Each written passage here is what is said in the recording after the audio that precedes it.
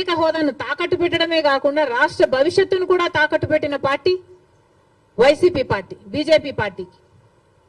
అధికారంలో 5 సంవత్సరాలు ఊడిగలు చేయడమే కాకుండా ఇప్పుడు కూడా స్పీకర్ విషయంలో, మొన్న జరిగిన స్పీకర్ ఎన్నికల విషయంలో మళ్ళీ అదే బీజేపీ పార్టీకి మద్దతు ఇచ్చాడు జగన్మోహన్ రెడ్డి గారు. మణిపూర్ ఘటనలతో సహా మొత్తం ఏది చూసుకున్నా కూడా బీజేపీ పార్టీతోనే ఉన్నాడు జగన్మోహన్ రెడ్డి గారు. మరి బీజేపీ పార్టీకి తొత్తుగా ఉన్నది, తోక పార్టీగా ఉన్నది, ఉంచుకున్న పార్టీగా ఉన్నది వైసీపీ పార్టీ. మళ్ళీ చెప్తున్నాం, కాంగ్రెస్ పార్టీ ఒక నిబద్ధత కలిగిన పార్టీ, నిజాయితీ ఉన్న పార్టీ. మేము ఎవరికి అక్రమంగా ఏ పార్టీతో పొత్తులు పెట్టుకోలేదు, సంబంధాలు పెట్టుకోలేదు వైసీపీ పార్టీ లాగా. మళ్ళీ చెప్తున్నాం, రాజశేఖర్ రెడ్డి గారు is a Congress man. Telugu Desam party నాయకుల్ని, కార్యకర్తలకి అందరికీ కూడా హెచ్చరిస్తున్నాం, రాజశేఖర్ రెడ్డి గారి విగ్రహాల జోలికి వెళ్ళకండి. వైసీపీకి వైఎస్ఆర్ కి సంబంధం లేదు. యువజన శ్రామిక రైతు పార్టీ జగన్మోహన్ రెడ్డి గారి పార్టీ. రాజశేఖర్ రెడ్డి గారు ఈజ్ అ కాంగ్రెస్ మ్యాన్.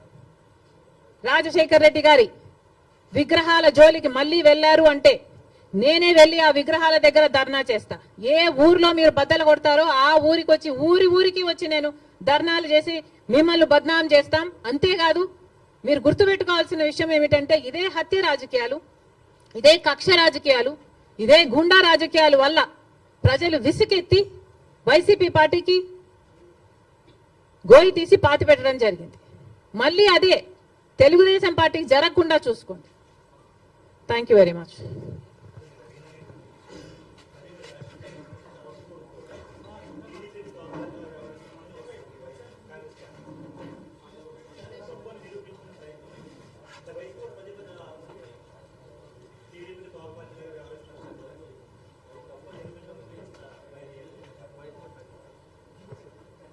కాదమ్మా, కాంగ్రెస్ పార్టీ ఎవరికి తోక పార్టీగా మేము ఎవరికి ఎప్పుడు వ్యవహరించలేదు కదా. మీరు ఎట్లా నిరూపిస్తారు మేము తోక పార్టీ అని? నేను ఇన్ని ఉదాహరణలు ఇస్తున్నా కదా, జగన్మోహన్ రెడ్డి గారు బీజేపీకి ఎలా తోక పార్టీగా మారారు, ఎలా తోక పార్టీగా ఉన్నారు అని నేను ఇన్ని ఎగ్జాంపుల్స్ ఇచ్చా, ఇన్ని ఇన్స్టెన్సెస్ ఇచ్చా కదా. మణిపూర్ అయితేనేమి, స్పీకర్ అయితేనేమి, మీరు బీజేపీ పార్టీ వాళ్ళకి అధికారం ఇవ్వడం అయితేనేమి, మీరు అధికారంలో ఉన్నప్పుడు వాళ్ళు బిజినెస్ లీడర్ అయితేనేమి, ఇవన్నీ మేము చెప్తున్నాం. మీరు నిరూపించండి. కాంగ్రెస్ పార్టీ ఎక్కడ తెలుగుదేశం పార్టీకి తోక పార్టీగా ఉన్నారు?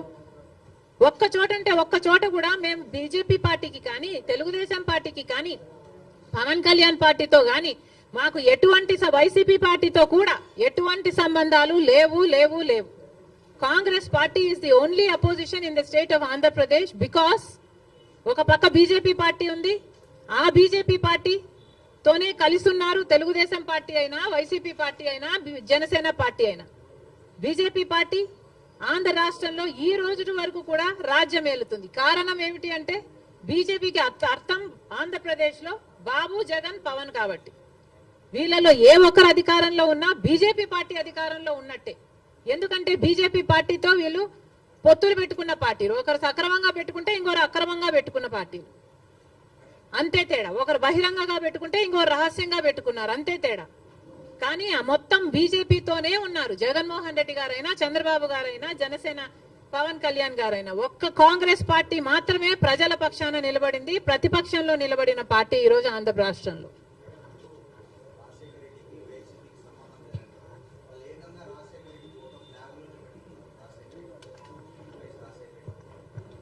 రాజశేఖర్ రెడ్డి గారి ఫోటోను ఇక్కడ అక్కడ పెట్టుకుంటే సరిపోతాయా?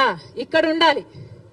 ఇక్కడ ఉంటే రాజశేఖర్ రెడ్డి గారి ఆశయాలు ఈ రోజు నిలబడండు. ఇక్కడ లేదు కాబట్టే రాజశేఖర్ రెడ్డి గారి జలయజ్ఞాన్ని గాల్లోకి వదిలేశారు, రాజశేఖర్ రెడ్డి గారి ఫీజు రీయింబర్స్మెంట్ గాల్లోకి వదిలేశారు. ఇక్కడ లేదు కాబట్టే రాజశేఖర్ రెడ్డి గారి ఆరోగ్యశ్రీకి కూడా బాకీలు పెట్టారు. రాజశేఖర్ రెడ్డి గారు అంతగా చెప్పుకుంటున్నారు కదా. మరి రాజశేఖర్ రెడ్డి గారి వర్ధంతి మొన్న జరిగిందయ్యా, 75వ వర్ధంతి. ఏం